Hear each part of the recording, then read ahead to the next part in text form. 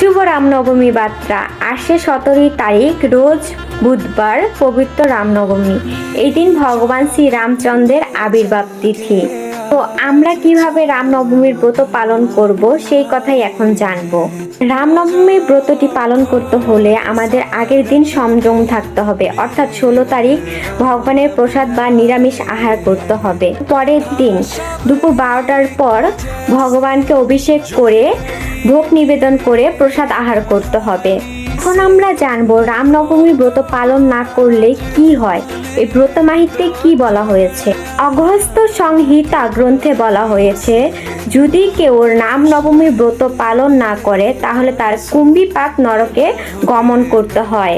ব্রত মাহাত্ম্যে আরও বলা হয়েছে, যদি কেউ রামনবমী ব্রত পালন করে তাহলে তার পূর্বকৃত পাপ বিনষ্ট হবে এবং সে ভাগবত ধাম প্রাপ্ত হবে। এই রামনবমীর ব্রতটি ভক্তি সহকারে পালন করা হয় তাহলে ভগবান অল্পতেই সন্তুষ্ট হন। অগস্ত্য সংহিতা গ্রন্থে আরও বলা হয়েছে, যদি কেউ এই রামনবমী ব্রতটি পালন করে তাহলে সে জন্ম মৃত্যু জরাব্যাধি থেকে মুক্তি লাভ করতে পারে। এই রামনবমী ব্রতটি স্বয়ং ইন্দ্রদেবও করেছিলেন। তো আমরা এখন জানবো রামনবমী ব্রতের দিন কি করতে হয়। এই দিন বেশি বেশি করে হরিনাম জপ করবেন, রামায়ণ পাঠ করবেন, তারপর হলো গীতা পাঠ করবেন, ভাগবতম পাঠ করবেন, পরনিন্দা পরচর্চা থেকে বিরত থাকবেন। এখন আমরা জানবো রামচন্দ্রের প্রণাম মন্ত্র।